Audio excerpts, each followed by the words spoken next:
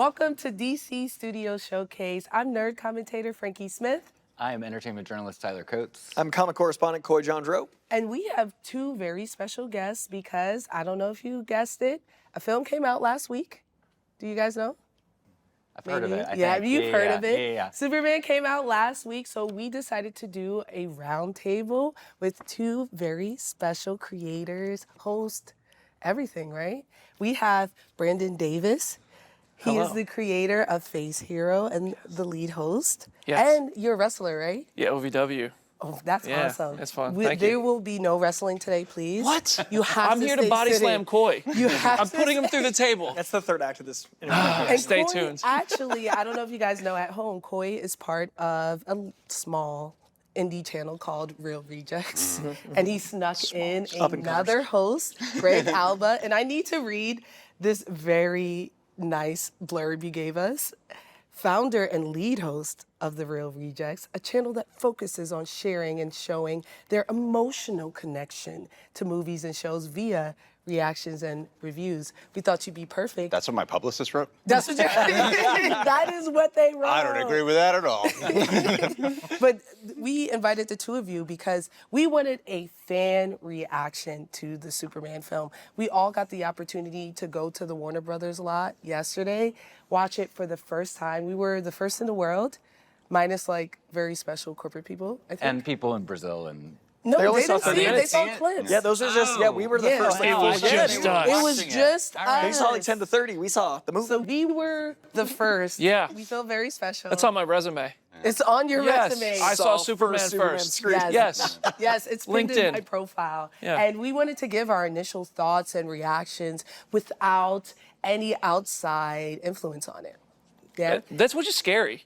It is sometimes. scary. Yeah. Because we'll see, right? We could be totally wrong. I doubt it, because this is genuinely how we feel.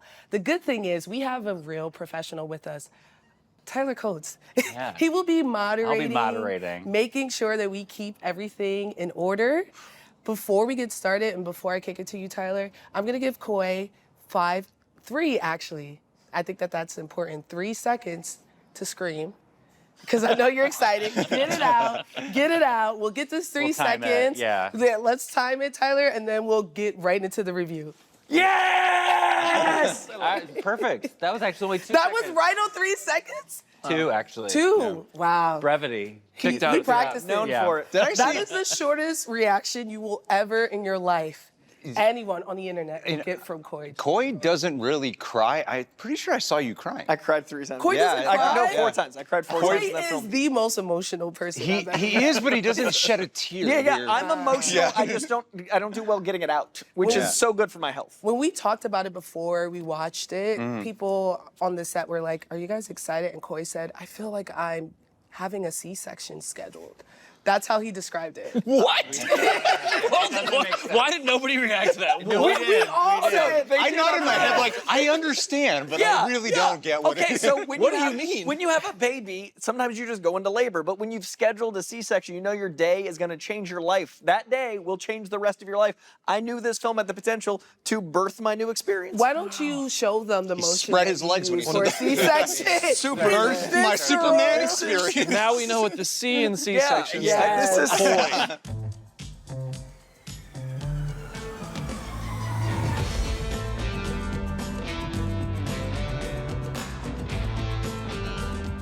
We looked to each other during the end credits. We're like, phew. Thank God. Yeah, oh my God, yeah. We liked it. Yeah. But I mean, was everyone nervous going into it? My expectations were sky high for this. Like, that made me a little nervous because I think in the current climate of comic book films, the things that I think all of us grew up really enjoying, we have really lived through a golden age of comic book movies, superhero movies, and now we also sometimes are victims of our own expectations, I think, with some of these projects. And this was my #1 most anticipated movie of the year. So going into the movie knowing that, I was like, oh, what if this movie sucks? Yeah. Like, what if it's not as good as I want it to be, because I'm holding it in such high regard, because I love everybody who made it. Like, I love James's work. I like James the person. And it ended, and there was like not only a breath of relief, but a genuine excitement that I felt inside. I was like, this was awesome. This is Superman. And this is like what I wanted it to be, also in ways that I didn't know I wanted it to be that. I'm so glad it is too. I mean, I would 100% echo Brandon's statements. I went in expecting to like it. I was hoping to love it. And I wasn't expecting to be so vastly moved. You know, like even afterwards when I was talking with people, I just kept crying. I couldn't, and I know we're on like the DC Studios podcast, and then the last thing I want is for anything to sound like it's hyperbole just because we're here. We don't have to be. We can be as honest as we want here. I'm not on payroll. We're not on payroll. We can say whatever we want. But yeah, when it was all said and done, I was like calmly registered. This is easily my favorite Superman movie. It was like, by and large, I was so moved. Yeah, that's like the best way to describe it. I was completely moved. And like Brandon and I were talking a lot. I felt it was the first superhero movie I've seen where normally when they say like, oh, the superhero character inspired me and wanted me to be like him. Normally I'm like, I get why you say that, but they got superpowers. I don't see how that's attainable. And they say that with like Superman a lot. And this was the first time I watched a movie where I was like, I want to be like this guy. I do. I want to be this guy. And yeah, I haven't stopped thinking about it. And I talked to my wife about it for hours. I loved it. Your wife, I spoke to her after, and she was like, this is perfect. Yeah, she That's had what she no said. interest in watching it. Zero. Yeah, she walked up to me and she put her hand on my shoulder and she looked me in the eyes. And then she kissed you. I thought that was going to happen. And I was like, I have to interview Greg tomorrow. What are you gonna do? And she was like, Frankey, this is perfect. Yeah. And I was like, hi. I just met you. And she's like, I need you to know this. She's very critical, very analytical, and yeah, we talked about it for hours afterwards. Yeah. Now, I was sitting behind you, and I was surprised how calm you were I was for so 2 overwhelmed. hours. Yeah, that's the stillest I get. Yeah, probably. I had a really weird experience because this, to mirror both your thoughts, but to kind of level up on them, professionally, I do the show and I put my voice on 7 channels and I talk about comics and movies. So this is kind of like everything in my life. And a lot of times people think that, you know, you're in a position you have to love something. And I personally review things with the lens of like, these are the things I liked. And then at the end of the review, I'll mention some things I didn't. But this has been a thing that I've been really shepherding as so important and a character that we need now more than ever. And it's on this show and other channels that I do it for. So I don't think I've ever felt this much professional expectation of what my thoughts were going to be. And then personally, this is a character that I've liked more and more as I've gotten older. This is a character I liked as a kid, didn't understand much as an angsty teen. Early 20s, it wasn't something I identified with, but late 20s into my 30s, like the more I feel like the world needs hope, the more I get Superman, the more I want things to be good, the more I want to be a better person, the more Superman makes sense to me. So personally, I was hoping this would be great, and professionally. And then I think I was so still because during the film, I was watching it and like overtaken by emotion to a point that I kept being like, how am I gonna quantify this with words? Wait, you speak for a living. Wait, can I speak for a living about this? And I'm never someone that is self-conscious or struck in a way that I don't stop talking. And it really hit me that I was having a moment that was changing my life in real time, and I wasn't taken out of it. I was able to be like, bro, feel this, live this, experience this. And then I left the film, and I talked to Peter and James and people that were responsible for making it, and they kept being like, everything you're saying is amazing. Are you okay? Like, there were these moments of pure like, oh my God, like, I love how much you're experiencing it and you're so open. And Greg will attest, I react to movies and I am incapable of fully crying or fully experiencing the emotion externally. And I was just openly like in awe and in wonder. And it was like, I think as close to as religious experience as I'll get. Like, I'm not a religious man. And I truly felt awe and wonder, and it made me love the character more, it made me love life more, it gave me hope, it gave me belief, and it changed me. This movie's the tits. Obviously, we wanted to do well because we're DC fans. The 3 of us are on the DC show. But I think even more than that, it just feels like I wanted it to do well because of the current state of comic book films, because of how cynical we've come as people, you know, and just the industry overall. And just personally talking to people who've worked on the film, and that's beyond James Gunn, who really care about this movie. it made me care about this movie. So that pressure, Tyler, that we felt where we had that, we exhaled and we were like, thank God, was because there's a lot riding on this film beyond DC. I felt that way, right? Like, if Superman, which is like a big, even though it's a big name, I think he's the most iconic superhero of all time. If that film isn't good, what does that say, right? If a film about hope and love and something so earnest doesn't do well, what does that say? And I have to say, leading up to the film, it made me nervous of the state of the community. You know, of the things that they were critiquing without context, the things that they were crying for. I was like, none of you know who Superman is, and it's upsetting me and my homegirls. Like, it's getting me really upset. I got off social media, Frankie. You got off of social media? Yeah, unfortunately, What's that like? I'm so much primarily better. on What peace is TikTok. like. I'm taller. You know what I mean? So I have to be on TikTok, and I have to, and you know, if I want to get paid, I got to be on TikTok, and I'm watching these people. And for me, my origin story is with Superman. My origin story with HBO Max and with DC. I did a video essay on Superman being an immigrant father and how he acts like a Puerto Rican dad. And it was this whole thing. And, you know, and from there I was able to build a career. And I'm like, finally people are going to see Superman, because I think in the same way before we saw Captain America, people thought like he's just this Boy Scout who does everything that's right and says these cheesy lines. And like, he is very good by nature, but he's not a Boy Scout. He, you know, he grapples with things internally and he has issues. And that was one thing about the film that I was so relieved. It was, to me, and we'll talk about tonally very dark. And I was kind of shocked. I was very shocked in a good way. I'm a sicko. We talked about this on the Superman Day. I love a dark Superman. I love Superman finding light through that darkness, and I really felt like that was this. I really enjoyed it. We you know, again, we were like sitting in the theater, and I was like, oh, like, thank God, this is a good film. Like, Yeah. I'm enjoying this. But no, I mean, I have so many questions too about like what it depicted, and like I want to talk about Superman. Kind of start off, you know, obviously it begins. Wait. Oh, We have to give a spoiler warning. That's where I was going. yes, of course. Yeah.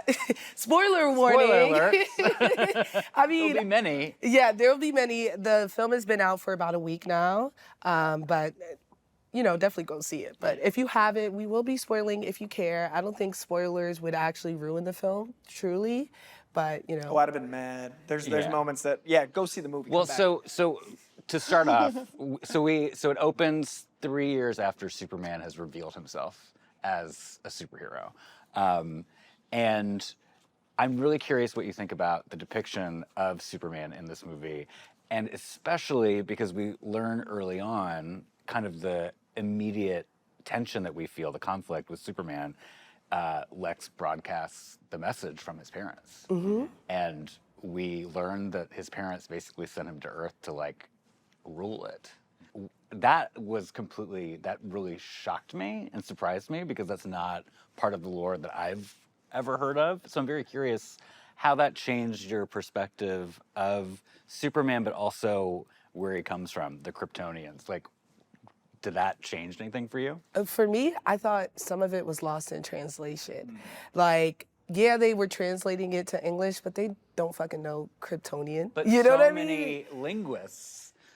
So many linguists knew in 5 minutes what it meant. No, y'all did not. Yeah, I don't understand. Okay, so you think they were manipulating the message? I think they were. I do think that they did say that. I think that the elves are a very intelligent scientists who are like, listen, you're going to a planet that's less than them, guide them.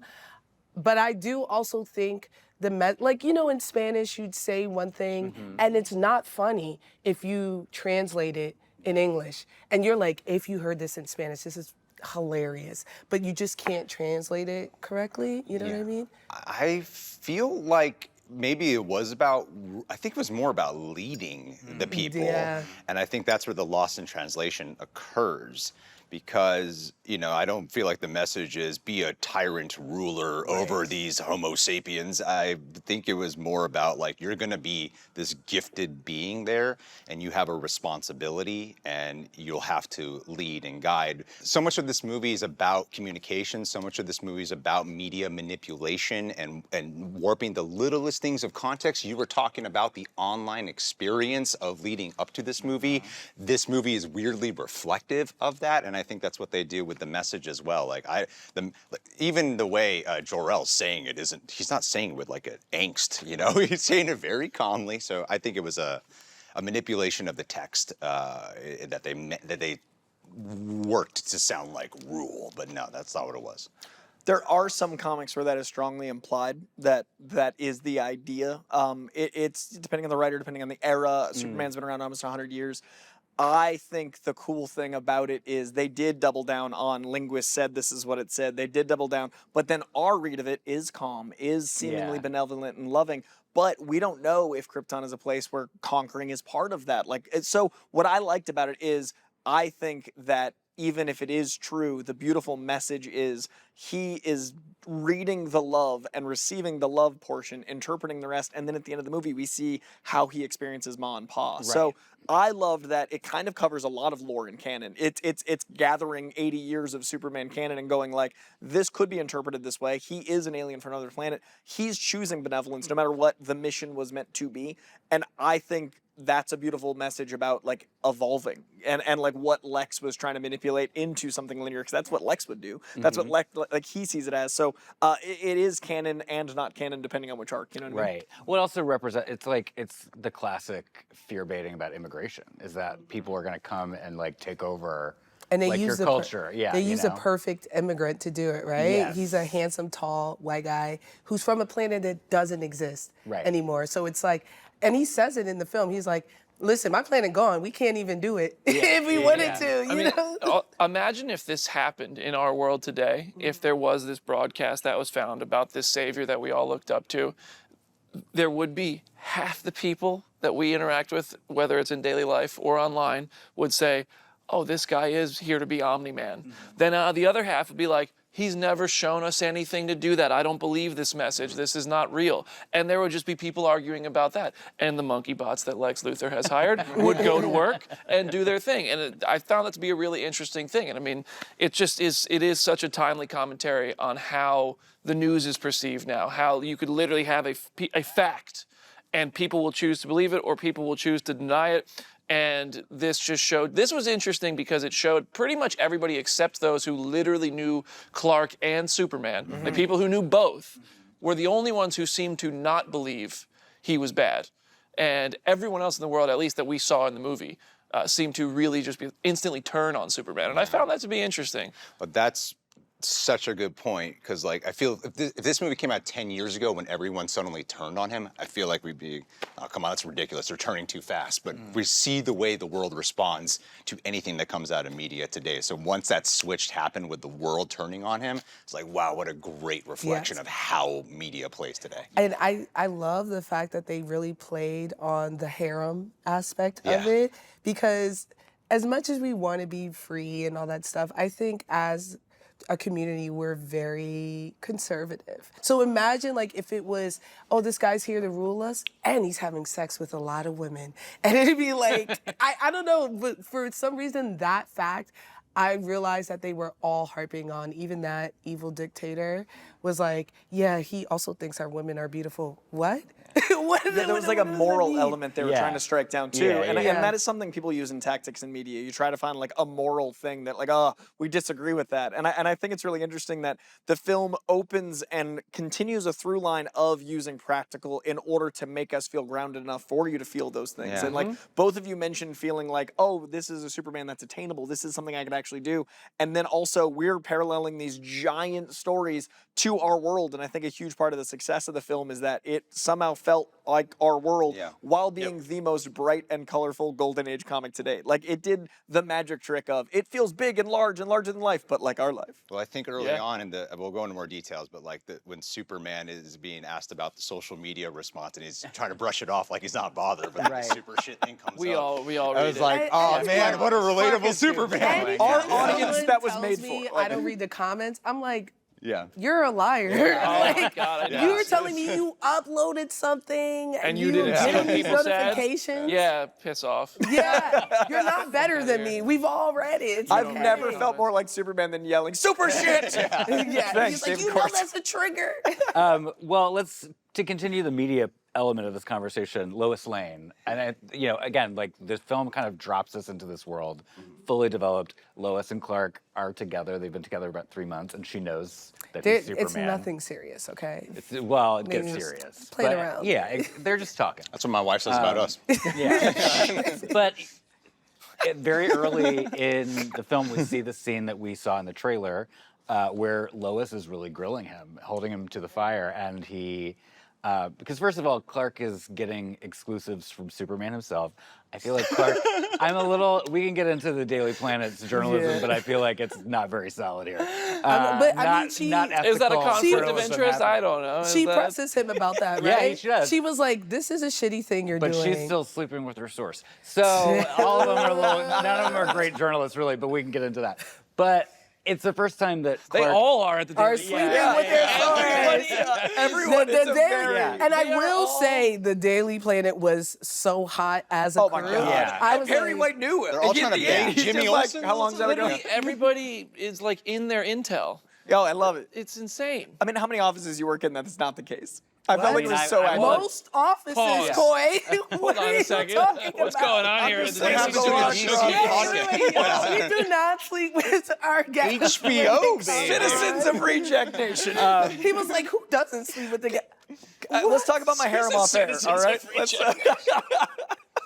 This is what they wanted What us to kind of cut out. operation This is what are they, you running this is what they over there? said beforehand. If you want to cut anything out. That's why you asked. That's why you asked if your wife kissed me. You were like, it's a little too early. Why did you kiss her? Sorry, I don't have a wife to offer. So let's I talk about identify that. with this character because. Let's talk about that relationship though, because I think it's an interesting one.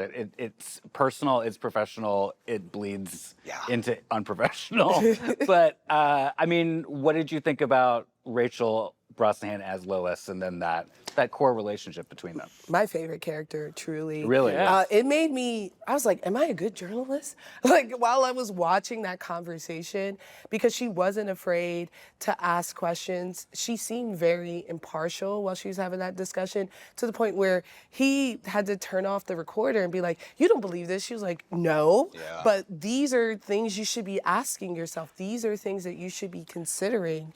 Yeah. In my experience, I've only interviewed actors and directors. I've never done a big political interview or Sure. something that, like, I would say is like gonna change the world or is like this big important moment, like in. Don't sell yourself short, Brandon. Listen, Come on. I love what I do, but I've only interviewed actors and directors. And then there's always that question sometimes that you want to ask the actor or director that might be about something that's off topic, but you know it's what's going to move the needle for your video or your article, but you're like, ugh. How do I ask this? Or you want to ask about a project that they might not want to talk about or something. And even in that moment, it gets that, I save it for last because I don't know how it's going to go. Yeah. And then the person in the back of the room goes, 1 more minute. And I'm like, oh, well, now's the time. I got to do that one question I got to do. And I am shitting myself at the chance it goes wrong. And I don't get the question like that I need, that my boss back home, when I used to work at an outlet, would want me to ask. And then you have to ask it, and like that's about a movie. Yeah. She's asking Superman hard-hitting questions about things that really matter. Yeah. Woo! That's stopping and first of all, and we didn't even really get into the synopsis, but the film is about Superman interjecting into, you know, actual an occupation. Yeah. And you guys don't know this at home, but anyone who knows me knows I'm a big rock fan. And every time I defend Black Adam, that is my favorite thing about Black Adam, is that they challenge the superheroes and Superman. They're like, there's all this stuff going on in the world. Why don't you interject? You know, why don't you stop this? And that's the question that we pose here. Who is Superman to stop occupation? Who is he to discern what's right and what's wrong? And I love that they explored it while still putting that morality there, right? Like saying like, yes, it was the right thing to do, but Superman is one person with, you know, He didn't infinite collaborate. power. Yeah. He needs to It's one thing collaborate. for him to like save a, you know, someone from like something falling on them. It's like a micro thing. But I mean, saving children from being bombed. Very big scale. Saved Yeah. a squirrel. He saved the squirrel. So that scene with Lois and Clark in the beginning, though, that interview scene, it simultaneously showed you what a powerful, good character Lois Lane is, and how human Superman is. Yeah. All at the same time, and their chemistry together. It's the Clois scene. Like, Yeah. they talked a lot about casting Clois, not Clark or Lois, but casting them. And Yep. I love that the film opened with Superman, and then Clark, and then Clois. And we got the dynamics in the first 15 minutes. And the interrogation scene is so Lois Lane-centric, and so Lois Lane, like who she called is. it an interrogation. It is an It's interrogation. that was an interview with a she side was of interrogation. pressing him heavy. And honestly, I love that that's what Lois would do in that situation. Yes, I love yes. that we didn't have a lack of chemistry from it. It made the friction more powerful. Yeah. Like, it didn't make either one of them seem weak. It made them both heightened. It made them both more true to themselves. It made it both more authentic. and it's on a date. And it's on on a a date, date. but it also Yeah. showed He us who came- Lois was immediately, because she'd do that on a date. Right. Because she would have those questions ready, because she's so smart. And that's something that I love about Lois. I've said on the record many times, I think Lois is one of the most, if not the most important character in the DC universe. Because without Lois, you don't get Superman. Without understanding Superman, the rest of the universe falls apart. I think everyone can, to a point, understand Batman, but Superman is so removed from reality. Lois is our eye line. So if Lois doesn't work, everything falls apart. And in one scene, I was like, this is the most Lois experience I've had. And I think Rachel Brosnahan was born for this role. And we saw it in 10 minutes. She's so good at taking on professions. Like in Miss Maisel, I was like, is she a comedian? And so like in this, I felt like she's a journalist. And I think the movie agrees with you that Lois is very important. It reminds me of Daredevil and Ben Urich and that relationship where like I have the brawn, I can fight, but okay, I bring him to jail, but what's gonna keep Lex Luthor in jail? What's gonna save me and keep me not in jail? And that's the press. And it shows what good journalism can really do and the power behind it. But that's the brilliance of the writing there, is because we're talking about the journalism and such, but it's also so revealing about the underlying tension of them as a couple.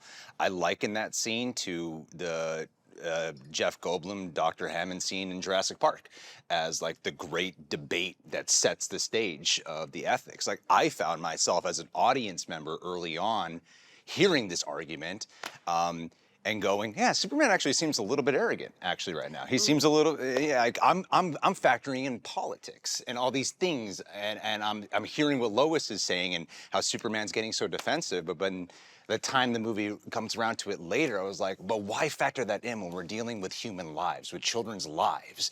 And that it was actually a thing to, while she's challenging Superman, I'm feeling challenged as a person to interpret what's going on right now. And it's a great relationship scene on top of that. To loosely quote James Gunn while talking about the Batman 2, I was feeling like, get off Superman's nuts. The dude is saving lives. Like, come on. But that's kind of what I'm speaking to with like pure good. Like, we're judging someone for doing the ultimate good thing. And I spoke flippantly a second ago about Batman, but I think there is a flippancy to Batman's arrogance in his own way of like choosing his own path. But like, we kind of in immature moments don't question Batman. And I love the two sides of that coin. And I love Batman. I spoke flippantly of like, he makes this choice, but we never think to question Superman. And that's what's interesting, to humanize a character that's that altruistic. We got that in the opening, and then the rest of the film we get to go like, I've never humanized him by going like, what if? And he is right. He is good. This is the choice. But for just a second to go like, wait, is fascinating. Yeah. Tyler, as a journalist, big boy journalist, right? I think you're a big boy journalist. Sure, yeah. And someone who doesn't have the context that we do of Superman, how did you interpret that interview? That is what you're supposed to do. You're supposed to ask follow-up questions and you know, kind of react in the moment. And I think the interview was so good because he was so taken aback. I mean, he thought he was in charge because he's like, oh, my girlfriend and coworkers interviewing me. Like, this is gonna go easy. Because he's been giving himself an easy break. That's really what it is. He's never questioned himself. And so it was the first time anyone was really questioning him who was close to him, and also at the same time was this person that he's like falling in love with. So I think it does add, again, it's a human element to it. Like, he is emotional. Like, that is what human beings are. They're messy and fucked up, which is a great pivot to like talking about another human, Lex Luthor. I mean, he's also a human being, and we see all of his human flaws right out in the open. How did Nicholas Hoult work for you guys? Oh, I love that he cried when he lost.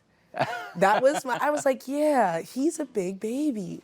And I think that's the biggest thing. He's jealous, you know, and he admits to it. It's he's all envy, jealous. yeah. It's all envy. He's like, I have all this money, I have this influence. And I think his master plan being that he wants to become king shows like how much insecurity he has. Yeah. But I also thought that he was so good at being a maniacal, like, the plan was just so well thought out, and he was considering things that people don't think about. And he had like bots, how does the media, like, he was ready to manipulate it on every level, and he had everything together before he got started. And I was like, the only foil to this truly was luck. Like, Superman won that fight by luck.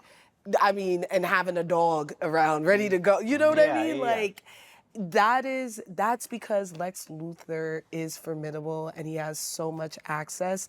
And I think that they did a really good job of showing not just how evil he is, but his team was evil too. I love that they cast Nicholas Hoult because he's got like a boyish look to him, and you can feel he's like an insecure boy. There's like an inferiority complex to his portrayal, and it wasn't dawning on me until like close to the end of the movie of how the tagline of this is look up, and the entire time Lex is in his tower just looking down at people. So it's this like wonderful different like parallel opposite the entire time. And I mean, I read several comics going into this. Superman Birthright, one of the ones that Coy recommended to me, which captures a great like inferiority of Lex, who's trying to satisfy Daddy, and you get like a vibe of that backstory, even though they don't lay it out. You get a vibe of something there, and I feel like Nicholas Hoult just captures that wounded boy so well. Yeah, I mean, I think Nicholas Hoult as Lex Luthor was fantastic. Yeah. Talk about the comics. I mean, All-Star Superman is one of the comics that James has referenced many times as an inspiration for this. And to me, I thought the dialogue, the way he talks, is very All-Star Superman Lex. He's such a dick and he's so arrogant. And Nicholas Hoult is so good at doing that. And I've met Nicholas Hoult. He's not like that in this dude. So that is a testament to what a good actor he is. And also, you talk about how he has everything covered in his mind. He's thinking about everything, not just how to physically beat Superman. He's thinking about the media. He's in bed with the Pentagon. Like, he's talking to Rick Flag. He's doing Planet Watch. That all made me go, oh, this could go to like President Lex pretty quickly. Yeah. Like, I saw all these things I've seen from Lex in comics before, all already set to play out in this version of it that felt like a comic and an animated version of him, just brought to live action life like we haven't seen maybe ever in a live action movie. Like a billionaire. I just want to push out the optics for everyone at home about Lex's plan. He's a billionaire, right? We should, as the general public, hate him. We know he's not great, right? He has he's a womanizer, all this stuff. He gets on essentially what's Conan and says, hey, that beacon of hope that's been saving the general public from the evils, he's bad. I didn't see that as Conan. I saw that as Tucker Carlson. I saw your vibe of Conan O'Brien. That is fucking. I'm so sorry, Conan O'Brien. I love Conan O'Brien's like the sweetest guy. Conan O'Brien, come on, Elon. Come on over, let's have a little chat. I'm so sorry. Conan O'Brien does need a friend after No, that. I thought, okay, Lex is a real Keanu Reeves vibe. The Kevin Hart moment where he was like, damn. I thought he was Conan because, yes, you're right, I feel that, Tucker, but I thought that like, it was even propaganda. it was obvious propaganda that the general public wasn't even questioning, like Hug Girl and Guy Gardner, and they were immediately like, yeah, this is sus. I was like, if this is Tucker Carlson, why would they? But that's the propaganda. That's media education, and that was a key part of Lex's plan. I want to speak to Lex real quick because there's another comic called Lex Luthor, Man of Steel that Nicholas actually referenced in the press tour, and we talked about it on our show. And he actually used a page of that to get back into the rhythm of the dialogue. And there's an actual page that like reflected the chest in his face. Like there's a piece of glass where he sees his face in the chest, and it conveys envy in one image. And it's also this incredible bit of dialogue. And throughout the portrayal, I kept thinking about that comic, and I kept thinking about him using that comic, and I kept thinking, I loved how much he felt connection to it without feeling beholden to it.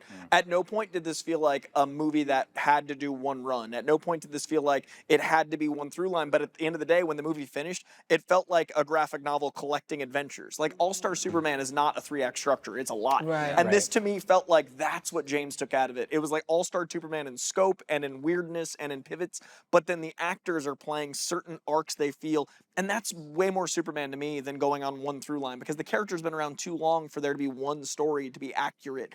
And so for Lex to be this perfect amalgamation of all these different feels of who he is, but to have this pure envy and rage, I loved the baby aspect, I loved the billionaire aspect, I loved those things. But at the end of the day, there was that childlike insecurity that never left him even when he was confident, and that is such a hard line to play. My fiance's favorite performance was Lex, and she's like, I love that Nick always acts like it's his last role he's ever gonna do. Like he puts everything out there, and like this role felt like every day he must have just passed out. Like it was just so much energy, and the movie doesn't work without that being the counter to the arc we're going through with Superman. I love that he actually has genuine followers, acolytes. And you could see how he actually can influence a public, you know, and that's normally when I think of Lex, I do think of more of an isolated character, and he is alone in his own way. But to see how he's actually able to influence people, like this whole boardroom, everyone's like, "Yeah, I'm on the same train as you, man. I'm here to follow you. I'm here for more than just the money," you know. And that's what makes the story feel modern, because like you can't be a loner and be successful anymore, right? Everyone wants you to have influence, and if we're gonna give you this power, I put in my notes that he had small penis energy. And When you threw that pencil at Eve, and it was like throwing, like, bro, this guy stinks. it was all small, and that's why he was like throwing his ex-girlfriends in prison. He was like, I was like, why does he care what his girlfriends do, what he exes do? He's a petty bitch. But he's a petty bitch, and because he's like, and what was that blog about if not his small penis? Talking about his and even Superman was like, I think you like me a little bit, and I was like, yeah. Well, and that's what you think. You think that they're in love. Well, he's in love with. I'm always Superman, on the train. Ever since I read Irredeemable, that Lex Luthor is in love with him. But also when we interview Maria, who plays the engineer, right? She had a headcanon that they fucked, right? And I saw it. Oh, I so saw it. I was like, I get why she said Nicholas did deny. He was like, no, they did not. That's not how I'm playing it. But I was like, yes, he is. Like, that's what the story is. He's sleeping with everyone. He wants to prove his worth. He wants to prove his dominance. And he wants to prove his dominance. And the engineer is physically stronger, and the one who actually like takes down Superman, he's like, I need to dominate this with my small penis. That's the energy I felt in that. In the whole Fortress of Solitude scene, I was like, oh, that's what she was talking about. I feel that. Or even after when they're in the thing and they like have a moment, I was like, is it because they're both hot, or is it because she's putting on that tension that I slept with you before, you know, whatever. I think it's also because, you know, ever since I watched Creature Commandos and I saw Rick Flag sleep with the princess, I was like, oh, everyone's sleeping with each other at James Gunn's work, so why not? Every engineer would be crazy. Dude, so many options. Like, somebody has to. What are we talking? Hello, this is a family film. This is an HBO show. Did you see those blades? Man, the anime choices you can make. I'm sorry. What is going on? I hadn't thought about it until you brought it up. You bring it up, And then I didn't think we were going to go. And Watch your tone. I didn't think we were going to go there. How could you think this thing I said? Anyway. So we've talked about the engineer. I would love to talk about one of my favorite characters in the film as we're breaking things down. Eddie Gathegi, Mr. Terrific. Like there are performances in this that are astronomical. And what was interesting for me was my fiance say really loved Nicholas Hoult and Rachel Brosnahan's performances as Lois and Lex. Those are her two favorites, and those performances astounding. And then I really loved Eddie Gathegi's performance as Mr. Terrific, and I adored what David Corenswet brought. And we both had like different reasons. And mine was David Corenswet felt so much like Superman that was staggering. Eddie felt so much like Mr. Terrific, but like knowing Eddie, that's such a different energy. So like when we talk to Eddie, like he's just like this cool laid back guy, and we see that in Mr. Terrific. But that everything we talked about in the interview was on screen in every moment of him. Every bit of his research, every bit of the study, like there's such different portrayals. Like Superman feels so like naturalized and going through the flow. Mr. Terrific is so analytical and full of so much of that I feel like that character would be so wrong if it tilted one way or the other. It could be boring in a second, it could feel like neutral in a second, but instead it had this effortless cool while being so full of effort. And he's so smart and he's so capable, but his power set is so weird. Like if you told a non-comic fan, like he's got these T-spheres and he's really smart. Like it's hard to describe why that character's cool, but there wasn't a single moment he was on screen where I wasn't like, that's the coolest guy I've ever seen. And I've wanted Mr. Terrific to be in an adaptation for so long that it felt so like childlike, like I had this awe, but it kept getting cooler except for the scene Brandon loved. Well, I have two things to say about Mr. Terrific. One is I'm a big Alex Ross fan, and Alex Ross does such incredible, like hyper-realistic art. And there's a very, well-known Mr. Terrific by Alex Ross, and this felt like it was that brought to life really, really well. Second is there's an incredible Mr. Terrific scene in the movie, and there was also one scene that I didn't know was coming, so I left the theater and went to the bathroom. And when I came back, I saw the very end of Mr. Terrific kicking ass, and then the whole theater went, yeah! And I looked at my friend who was my guest, and I was like, did I just miss the best scene in the movie? And apparently I did. You did. I'm so sorry. I have to go see it again, I guess. It was like the Yondu arrow scene, but on crack. It was a Yondu arrow scene. I don't know what the Yondu arrow From scene is. Guardians of the Galaxy. okay, He whistles. He's like, I can't whistle. Yeah. I don't know why I tried to do that. And I wouldn't know. I know the Yondu scene. Well, tune in but to find out. I heard this scene was What were great. your thoughts on Mr. Terrific and his accent? I mean, and things like I that? thought of like the kind of secondary characters, he was my favorite. I Yeah. think like Eddie was the seed stealer Yeah. of the entire film. I think he took a really big risk by doing that like blaxploitation Power Man accent, where he's like, I pity a fool. Like, very Mr. T. It was very Mr. T, but it worked. Yeah. I think in the context of the film itself. Well, in the context of the Justice Gang, who we can talk Yeah. about too, like all three of them, Guy Gardner and Hawk Girl, are all kind of like dickheads. I mean, they're all kind of assholes. Like they kind of hate each other. They kind of hate working together. They're very cynical and sardonic. So like, I felt like that attitude, that swagger, really fit in with that trio. Yeah. Whereas like Guy is like the biggest, like he's the egotistical one, but he's obviously the least confident of the three. Yeah. Like Hawk Girl is just like, ugh, these idiots. I'm these just here. dudes. Yeah. And I think Mr. Terrific is Lex Luthor without that complex, Yeah, right? Inferiority complex. And he even says it a couple times. He has the capability to do these things that Lex is doing, but why would he, right? He's not evil. Because he's a big dick. Huh? Yeah. Is that why? I don't want to say. I feel like I'm gonna see Eddie Gathegic We're talking about again. Mr. Terrific. The Yeah, characters. yeah. You're right. You didn't say you're right. Nicholas 28 Hoult. years I later. really regret bringing up the little thing, but I really. They're think gonna it watch was this episode and be like, I what was the really through line? think James Gunn thought about that. No, when he's he probably like, wrote that's how I it. played it. Sponsored by the Alpha from 28 years later.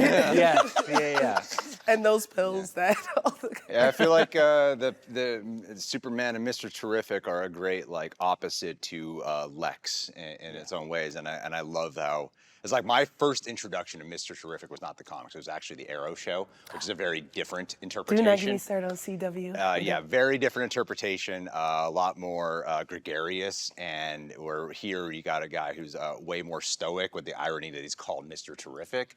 And I thought, that scene that you missed was like one of the best scenes in the whole movie. I'm so sorry. I want a Mr. Terrific movie, and I know the part that stood out to me too in the execution of the character was actually James Gunn's writing around him, because I feel like in other James Gunn's films, perhaps there might be a little bit more taking the piss out of this guy who's a little bit more serious and stoic in a larger-than-life world, but the movie never makes fun of him. Like there's some humor around him, like the gate opening But scene. he's funny. Yeah, he's funny, but it's never like making fun of that guy. Right. And I appreciate. I was like, wow, James Gunn knew how to write a character who is super stoic, but somehow still captivating and charismatic in a movie with a lot of personality. I think people had a lot of expectations about James Gunn's humor going into Superman. Like, you've seen Guardians, you've seen what he's done outside of his. You saw the Suicide Squad. I mean, Brightburn. Everything he's done has been more adult-oriented. Sometimes the humor gets a little raunchy with James. Yeah,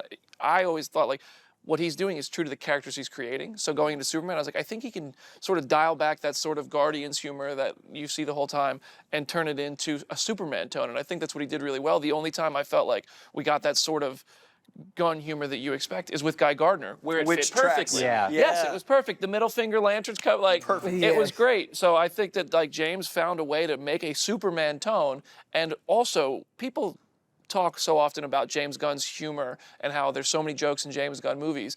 But one thing that I think we don't talk about enough is the first scene in Guardians is you cry over his mother. Yeah. And then he puts these sequences where you cry over Yondu, you cry over family elements. You cry over animals. Yes. And this movie at its core is about humans and family. That scene at the end with Superman saying, "Show my parents," and it's no longer Jor-El, it's now the Kents on the farm, that montage, I'm not a parent. I can't imagine parents watching this movie with their kids, what they're gonna feel. I cried, like I was smiling ear to ear like I was the Joker with tears coming down my face. I was sobbing happy tears, just emotional from that moment. Every parent scene, and I definitely want to talk about Mom and Pa Kent, every scene on the farm felt like a Tim Sale drawing. It felt like Superman for all seasons, and that brought out a different emotion than I was expecting, in that I was born in like deep South Virginia. I moved to Boston, but my 0 through 5 years were deep South, and my grandparents are still like North Carolina border. And we've talked a lot about farms in the show. And what really surprised me was like I felt like I was back with my family, like on they have a tobacco farm like as their land. They live on a mountain. I was raised by grandparents, great grandparents, like by a tribe of like Appalachian people, and I felt like I was at home on this farm in Kansas. And I was so struck by like their accent and their warmth and this comfort. And I talked to my review about how much this opened up parts of me.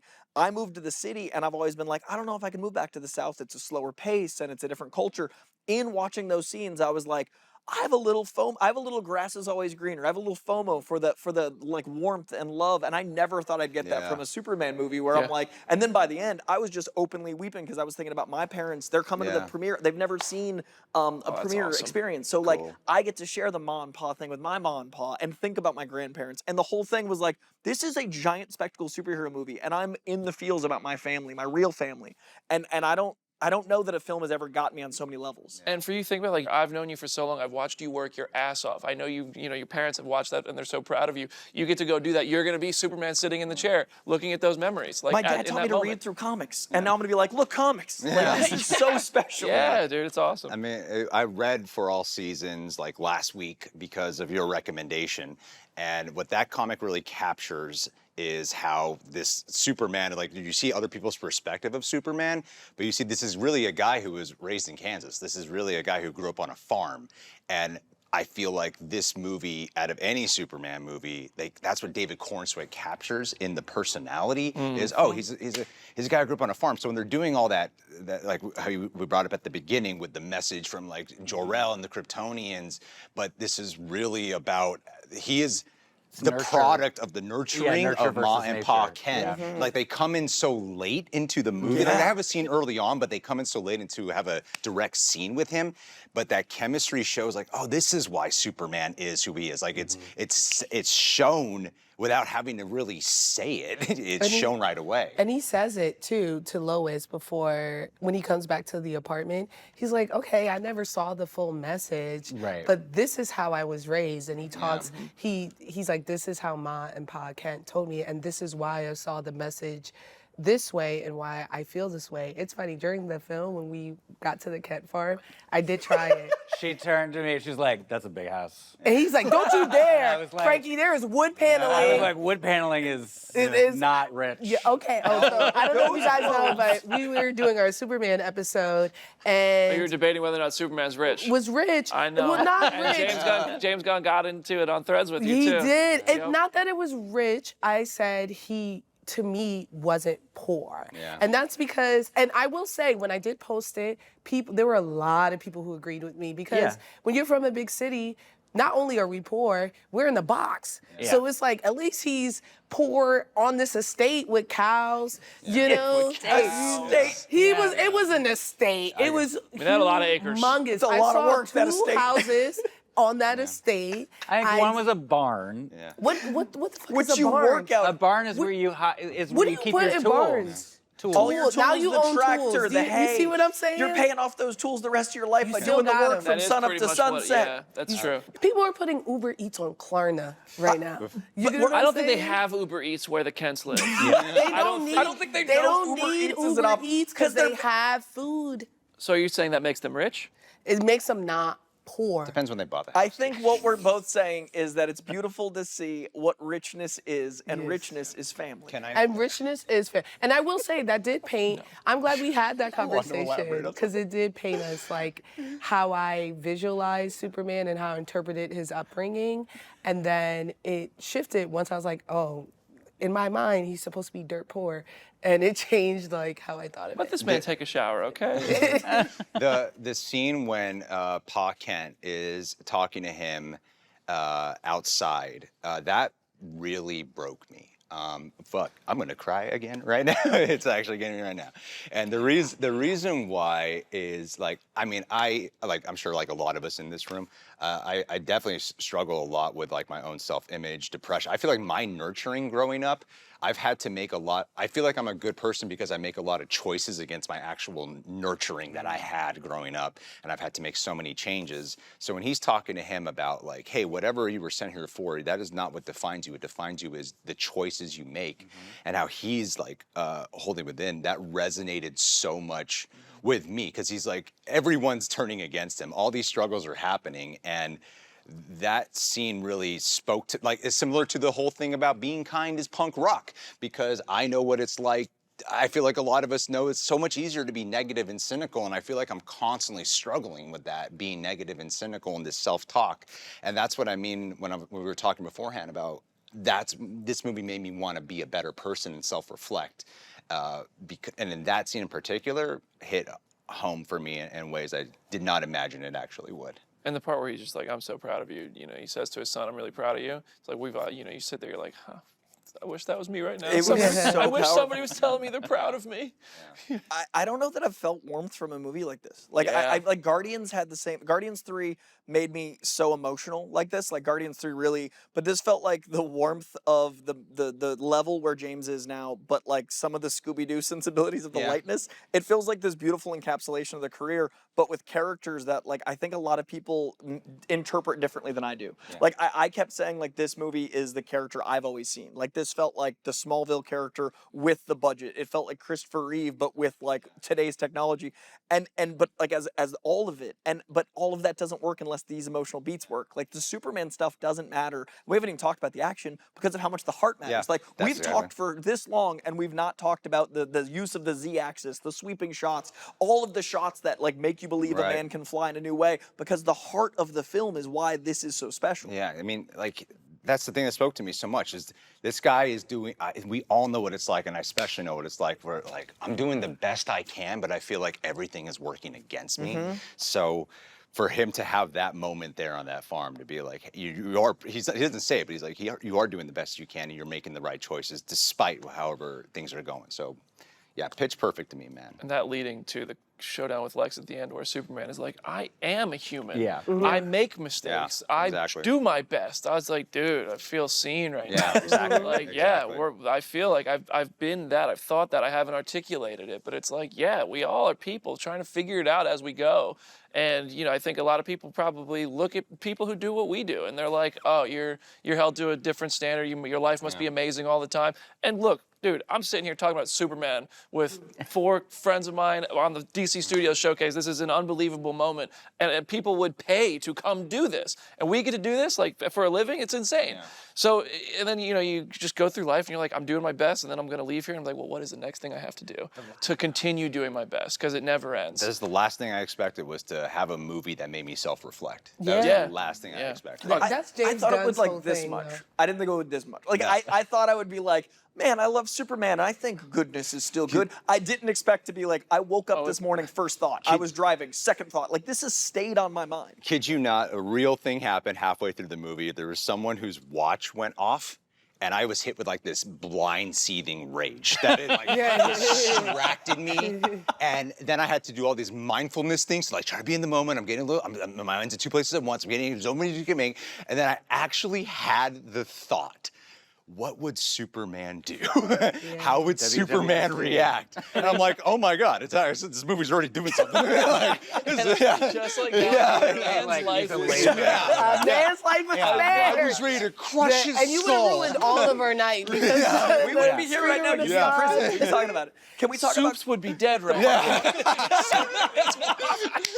I do want to say that I think it's interesting you brought up the action because honestly, I think that is the core of a Superman story, period. Yeah. And I spoke to a journalist after the screener, and that was his biggest critique. He was like, there's not much action in this. I was like, dude, go watch a Batman film if you want to see. There's a lot of action, but he was like, he wanted Superman to fight more. And I was like, that is for Batman, right? Yeah. If you're looking for physical work. Superman's protecting everyone. I mean, he's holding up more broken down buildings than anything else. Right, I'll and be that honest, I'll say the action wasn't the standout part of the movie for me. I but disagree. it's not. It wasn't the standout. Well, I for think me. the flying. To me, I was like, oh, the flying. That's going to be the hardest hill to get over. Yes. Just like visually because. And it looked great. It looked incredible. Like the best. That's where I will pull out my hyperbole. The best. Some of the best visual effects I've seen in a long time. You could feel how fast it was, which well, I really liked. there was a lot of texture to it. Like, the shots of him going in between Metropolis and Fortress of Solitude was like shot, and like the sound was like Top Gun Maverick. It was just like very grounded in realism while you're also watching an alien fly around. Yeah. But like, I mean, the fight with kind of that air battle between the Raptors and Superman with the lasers he's spinning was incredible. Yeah. because like the he's trying camera to was alive. minimize damage. Yeah. And that was my point. Like, Superman is not about the fighting. Like, when you read a Superman comic book, he's consistently trying to minimize damage, and that's why when he fought that kaiju, he was like stopping it from hitting the building. yeah. He was doing all that stuff because He's Superman, trying to keep it alive. Right. And Superman is consistently stopping himself from fighting, right? From hurting people, from going all out. And that's why them using Ultraman was also very smart, because he could go all out. But the thing about Superman, we're not here to watch him fight. We're watching him have to stop himself from not fighting. Right. And that's why I say watch Batman. Batman is out here to throw hands. He gonna go up in that street and he's like, listen, I'm not Superman. I can't just blow everyone to the wind, through the wind. So I'm gonna just, put on some brass knuckles and get to work. You bring up Batman. There was a Gotham City sign. Yes. Yeah. Do we want to do that part of the show? Before we do that part of the show, I do want to break down those cool comic moments. I want to talk thematically about like kindness is punk rock, and then I want to talk about let's like hear those.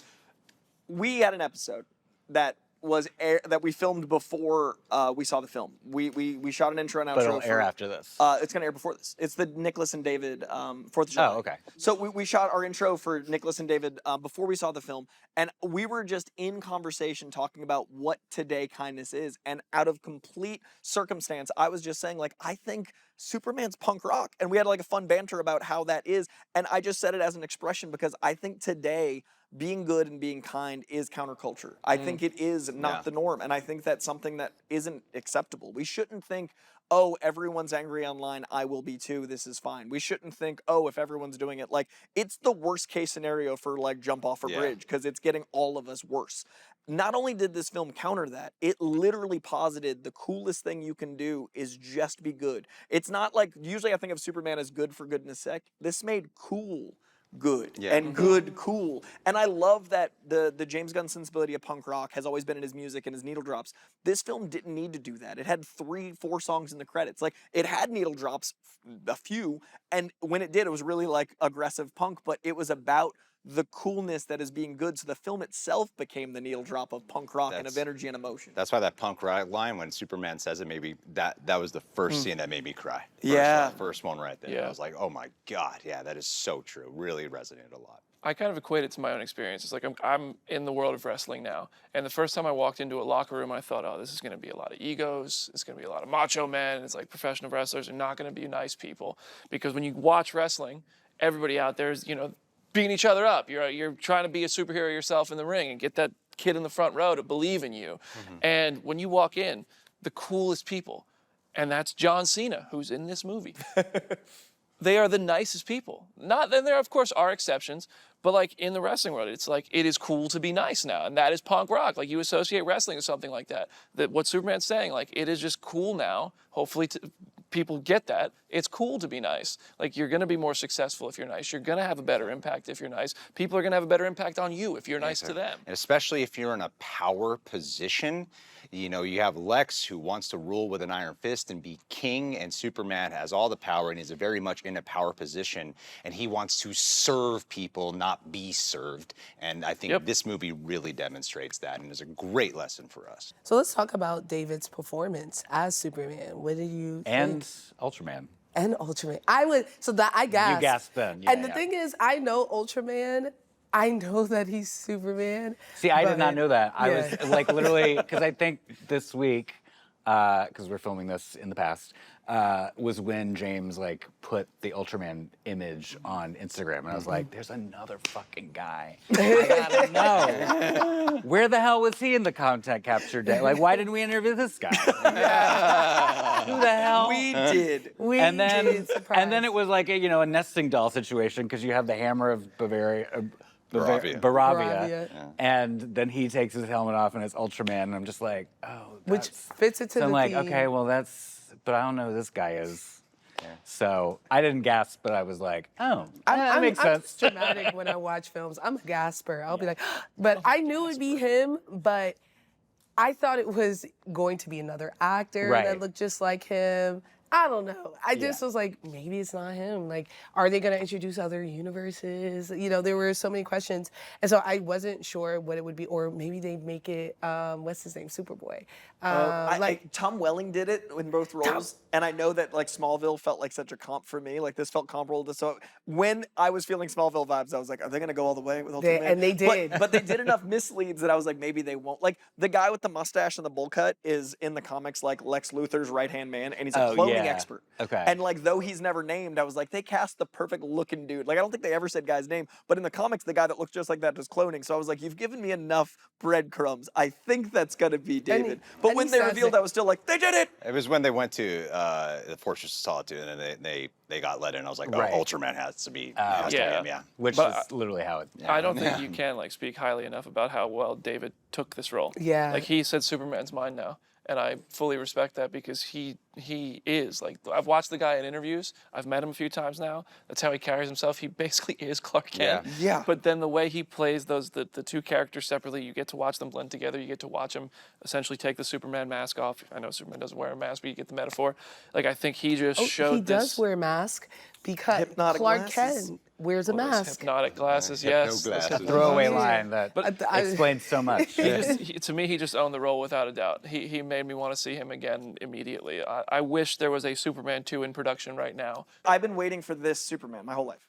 That was the first thing I said in my own personal review is I have felt a kind of way when I was into the comics, when I had drifted out of the comics, when I came back to the comics. I've still always had who I thought Superman was, and I've gotten, I will totally admit, I've gotten pieces of that. Like, I love, we got pieces of in Man of Steel and in Christopher Reeve and in Smallville, but when you watch something, it's always an interpretation. It's always a director's vision, a writer's vision. There's always like takes, and I love when artists bring that.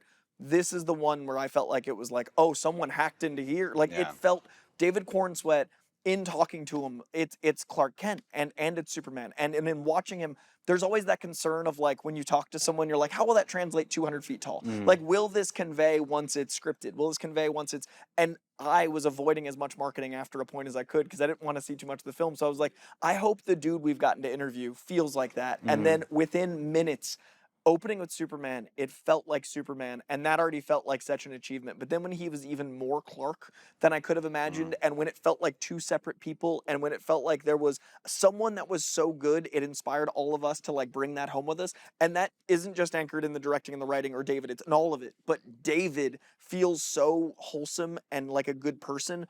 It felt like the David we met is Ma and Pa Kent's son. Yeah. Like that is the person on screen. And this is a star-making performance to the point I agree with you. Like I want this tomorrow. I want Superman 2 through 7 in the next 5 years. And he had an edge to him, and at least to me, that's why I connected to him, right? He was good, he was wholesome, he was nice, and he wanted to do things that were good. He's funny too. And he was funny, but he also had shortcomings. He had a temper. He had moments where he was arrogant.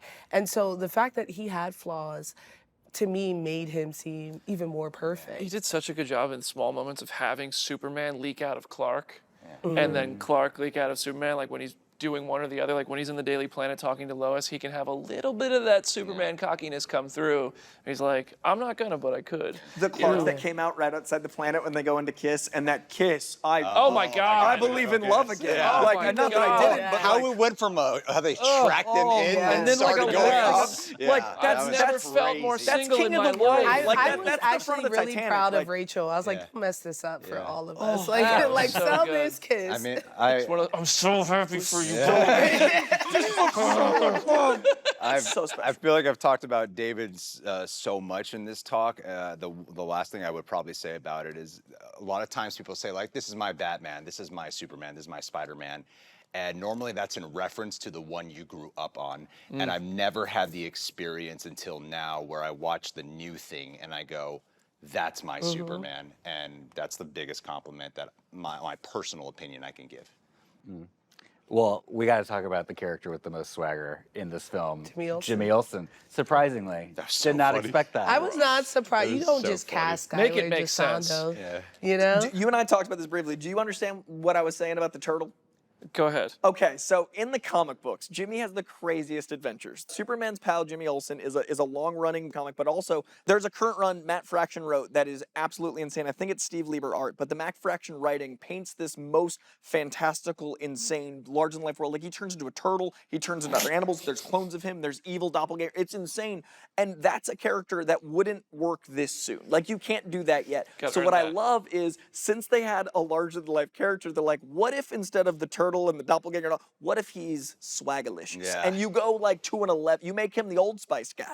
And that way you've got the larger than life, but all on like pure Jimmy Olsen swag. I think it gave 80 years of context to Jimmy Olsen to the point where like you understand how cool Jimmy is, but just off like apparently Mighty D. Yeah. And you But were also, watching- he didn't know how cool he was. He did. Which is He nice. did. But he didn't because he didn't know Eve was hot. That was No, my no, he And didn't he was know. I favorite. think And that's- he was Impossible. I call it wolf in sheep clothing, the silent F-boy, like you're watching Insecure. It's Yeah, Lawrence. yes. So it's like this guy who's like, I'm such a good boy, I got this little job, I'm doing this, I'm a nerd. So they're always like, woe is me, why do all these women pursue me? Like, why? But he that didn't was feel Jimmy. like whoa. He felt like it was just like He this was is the day at definitely the whoa. office. He was like, why is she calling There me? is I no just way want a bro doesn't know he weekend." pulls. But He that- knows. But He knows he knew. pulls. But it's a day at the office for Jimmy. That's what I like about it. Like it felt like it was whoa when they kept calling, but he's like, this is life. Like these are just a couple of friends in this photo. But he was playing into the fact that he looks so wholesome. He's like, look at all my freckles and my blue eyes. Perfect But he's voice, like, Shark. also, I'm not gonna call you back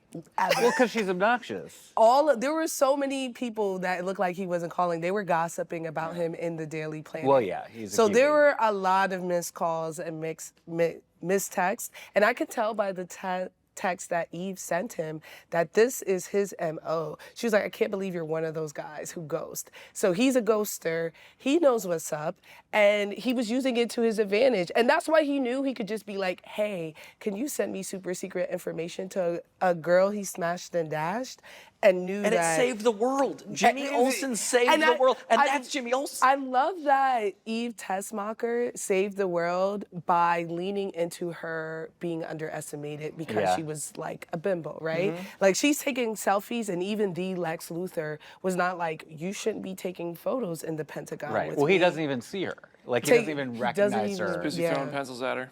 He said, Yeah. and I I love love that that all that of was us- it. She was like, don't you dare. I'm still, the hottest girl in Yeah, the world. Jimmy sees her, but Jimmy sees her for the high maintenance person that she is. Yes, I thought because Jimmy all was the kind women- of a villain in that relationship. I'm Yes, not gonna lie. I agree. Like I mean, she's dating Lex Luthor. but like cool. She's complicit. done worse. She's done worse. Dictators Yeah, like but like, does stuff. that mean it's okay for him to be like, yeah, we hooked up, I'm using you, I'm entirely using you, Well, and no, he's misleading a you for problematic information, journalist. and this call just implied you're probably about to get killed for the thing I'm using you and misleading you for, and I'm gonna tell everybody you're okay. I feel like And this he half he has denied it. issues She with was, Jimmy. she was like, is she okay? And Jimmy was like, she probably just dropped her phone in the toilet. What? Bro. She just sent you information and was like, But he didn't whispering. Know, he didn't know She started the information. call No, by it was saying, like- I'm gonna die. Yeah. She- But like, I mean, that's not what she said, was- but it was basically and she that. also told him, like, he was like, why don't you leave Lex? And she said, well, he told me that what he did to his other girlfriends. And but again, like Jimmy doesn't know that He's a there's journalist. Well, they don't know that there's a magical place. No, but she where he knows can at the put people very in prison. if I'm dating a billionaire and I'm telling you, Tyler, like, hey, I can't leave this billionaire because he showed me what he did to his other girlfriends. No, you don't think he's gonna throw me a pocket dimension, but at the very least, he's gonna murder me and throw me in a trunk. Like that, like you know, At there the are very least. at the very the least, very this is what Very Jack Ripper subtext. That's definitely the, you get what I'm saying. There are negative But yeah, connotations. it's clearly to she's that, stuck in an yeah. abusive relationship. Yeah. It's But very clear, I and would she posit- expresses that. And Jimmy Olsen, who's a reporter, is smart enough to infer that, and therefore, I don't think we're giving Jimmy enough heat for how he's using this. I'm not validating Jimmy's choices. I will say the choice to have Jimmy be that position and the choice to have everyone in the Daily Planet be so elevated, like Perry White, like with the chomping on the cigar and the throwing out lines Yep, of dialogue, having Jimmy get these scoops by way of libido, having Cat Grant be like that energy and Lombard be that opposite energy. Cat Grant's intelligence that no one sees that is actually there. Lombard being an idiot and us seeing it. Like all of that being so heightened allowed the rest of the universe to feel heightened, but for all of us to feel like this is the one time I feel like I could be Superman. So I love that Jimmy had that in order to elevate all of the Daily Planet. And then we got the rest of the Daily Planet and elevated levels. So Superman made sense in this world to the point where we're like, this tracks. Speaking of characters who are not on their best behavior, Krypto. That badass dog. I loved Krypto. He's bad. He's bad. He's bad, but he's a dog. I mean, that's what dogs are. I love that Krypto served as Clark's and Superman's connection to home, and him acknowledging like, this is a bad dog. Why Yeah, I well, it's got not him his dog. around? We don't realize until the end that it's That not is his not dog. his dog. And then we realize why. I mean, obviously he's like, he's alone. That's why I want to go get him. Yeah. But I also see why he's so connected to Krypto, because he's like, not only is this my only connection to home, but this is my only connection to my only living relative. Yeah. you I knew Krypto really worked with audiences when we got to the mid-credit scene, and all it is them looking at Earth, and it's behind, and everyone is silent, and you could feel people just taking that moment in, because Krypto's like hilarious throughout. Krypto's really funny, but that moment right there was, oh, people love Krypto. As a, such a as a dog. dog dag, when Superman wakes up in Smallville, Yeah. and Krypto is laying just on on his his couch. chest, God. and the tail's wagging. That's very And realistic. like we've all had, like I found my dog in front of my house, and I took her to the shelter, and then brought her home when they told me I could, and she was so skittish and scared, and also a terrorist in the house. Like she would chew Xbox controllers, tables, whatever. But then you're just like, oh, you're still just the sweetest little dog, and that's what I felt like. James understands animals so well, like, and he did something that every dog owner has ever experienced, which is bad dog, I love you. Like that's what Superman was going through with this amazing dog. Also, as a studio fan, I love a bookend. Like this bookend was so. It opened with Krypto Yes. and it ended with Krypto. The fact that we find out like little sprinkles throughout of like it's not really mine, it's a bit of a foster, and I was like, oh, are they alluding that way to Supergirl because it's Supergirl's dog? Yep. But I was like, I didn't even clock there was the chance of meeting her that way, and like Right. as a comic fan, it was so validating to be like, of course that's what that sentence means. And then at the end to get the payoff of Krypto being her dog and why he's this way, we got so much narrative. We get the arc of Krypto Krypto with one scene with Supergirl, and that's how you set up a character. Because now not only do we have the setup of Supergirl, not only do we have the Krypto being more important, but him saying a couple lines of dialogue of like goes to red planets to get drunk. Now we have a bit of a starting to wonder about the future. Now we can see how Craig Gillespie might shape that character, how that scene felt like starting a universe. This feels like such a launching point, but it doesn't feel like it's beholden to like needs. Yeah. It doesn't feel incomplete. It just feels like opportunity. Krypto became kind of a John Wick thing. Yeah. Because like Yeah. when he's kidnapped, you know, like that's when Superman starts losing his cool Yeah. over it. And, But Krypto reminded me a lot of Eagly and that relationship between Peacemaker and Eagly, where, you know, in the clutch, he's gonna save the day. And you think like he is someone you can use to help you in the fight. But at the end of the day, they're both animals. And so they're gonna do what they feel like doing.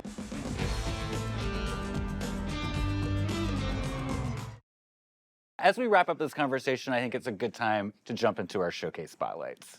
Instead of suggesting a different movie or TV show, I'm very curious to hear from all of you, which of the secondary kind of supporting characters in Superman are you most excited to see more of in the DCU? Yeah, I would go with Hawk Girl. We got to see her the least of all the heroes, all the members of the Justice Gang. I love Isabella Merced, and I think she's doing an incredible job in everything she's in. And I think my only thorn of the film is that we didn't get to see her, and I would love to see more of her. I want to see her motivations. I want to see how much she knows of her history or her origin. I think she can handle it. I think she can handle it. So I would love to see more of Hawk Girl. I'm ready to see more Mr. Terrific. I think he was fantastic. I think Eddie did a fantastic job with that role.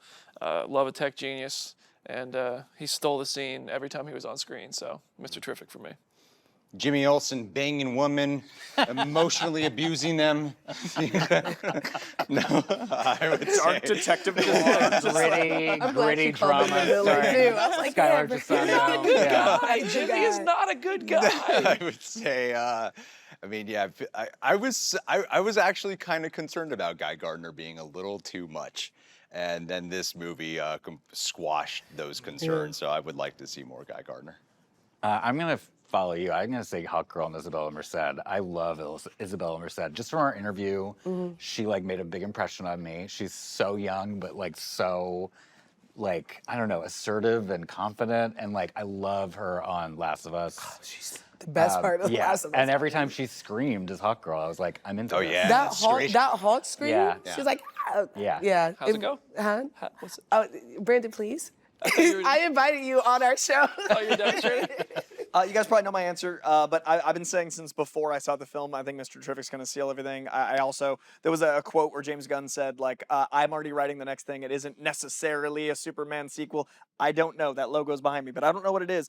I think and hope it's he discovered how much he loved writing Mr. Terrific. Like, you know, when you're writing someone, you're like, this is great. I really want to see Mr. Terrific. I want to see more of him. I think Eddie is so good. And I also think right now, after this film, we're feeling good. We're feeling hopeful. I think those are things that are important. Like, you know, punk is cool. I think we also need to start valuing intelligence again. I think it's so important in a world. If we can start leaning good, but also start, like, you know, reading, learning, being smart, and being smart as an asset. Like, being cool is great. Being smart and cool, let's fix things. And Mr. Terrific's that for me. I do think it's that film, for sure. I want it.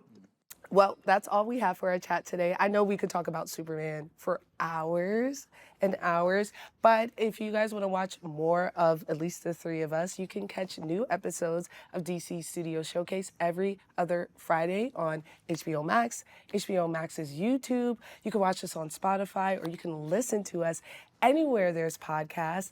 Or if you want to see our two incredible guests, where can they find you? You can find me at Brandon Davis BD on social media, on the Phase Hero podcast, and every Thursday on new episodes of OVW Rise Wrestling. That's right. He dresses like Thor, right? Is it Thor? I have a couple different ring gears. One of them is like Nova Thor inspired. I love it. Personal following at the Greg Alba, but main outlet is at Real Rejects. Amazing. And you can also talk to us personally on our personal page after you leave a comment on YouTube or Spotify. You can follow me at Fantastic Frankey, FRANKEY, on all outlets. And I am on Blue Sky and Instagram under Tyler Coates. You can find me at Coy Jandreau on YouTube and less social media thanks to this movie. And if you're listening to us, please give us a great review. It's a great way for people to discover us. And also, we want to hear how much you love us. And if you want to check out any of the comics we mentioned, Greg read a bunch leading up to this film, and I really enjoyed talking comics after. It's not necessary for the film to be great, which I loved about it, but it does enhance certain moments. So check out the DC Universe Infinite app, which is DC's online comic catalog, as well as supporting your local comic shop. I guarantee you, if you walk in around Superman's release and say, hey, what's your favorite Superman comic, that will make them very happy. So go bring some joy, read some comics. Oh, and thank you both for joining us for our first ever roundtable. Yeah. And go see Superman. If you haven't seen it already, it's definitely worth the watch. You could tell by our passion. If you have seen it again, go watch it in theaters. This is a movie made. I bought tickets for 2 more IMAX screenings. Yes, I'm flying back home to New York to take my nephews to see it in IMAX because I want to make sure they have the experience. My uncle's a huge Superman fan, so I'm taking him too. Yeah. My first event with my family, but I also bought tickets to see it in Dolby because I want to see it in as different many formats as I can. And like you said, the Top Gun sound, I want to like feel it. So IMAX and Dolby in all the ways. By the time this episode drops, he will have seen it 15 times. I'm terrified of our next shooting schedule because I'm going to be like, I haven't lived or slept. I've only Superman. So this is a movie for theaters. Make sure you watch it in theaters, in 3D, in 4D, in IMAX, 5D. in what's that thing that's like this? Screen that X. too. Screen X. Watch it, please. Brandon, Greg, thank you so much for joining us. And I already know these guys, so we'll all see you in a couple weeks. This was an OBB sound production from HBO Max and DC Studios, hosted by Frankey Smith, Tyler Coates, and myself, Coy Jandreau. Executive producers for DC Studios, Phil Soponides, Gary Barbosa. Executive producers for DC are Mike Pilata and Victor Diaz. Executive producer for HBO Max is Becky Rowe. Producer for HBO Max is Aaron Kelly. Executive producers for OBB are Michael D. Ratner, Scott Ratner, and Toby Lawless. Production manager Kevin Lynn. Studio coordinator Elijah Matias. Director of photography Heath Gresham. First assistant camera Chris Piper. Camera operator, Ben Cohen. Gaffer, Arthur Garcia. Key grip, Sam Satoski. Sound mixer and editor, Josh Falcon. Sound mixer, Darren Bowling. Composer, Ethan Walter of The Ringers. Hair and makeup artist, Kendall Shannon. Host coaching, Lisa Linky. Associate producer, Tess Bartholomew. Production assistant, Antonio Cavallo. Post-production supervisor, Mariana Chrysostimo. Assistant editor, Mark Alcacid. Editor, Adam Grabarnik. Director of Creative Development and Social Strategy, Lenore Castro. Senior Coordinator, Creative Development and Social Strategy, Sharif Bakari. Special thanks, OBB intern, Kira Hochberg. OBB intern, Amaya Machni. DC intern, Ava Escada. OBB intern, Kira Hochberg. Associate producer, Chris Stith.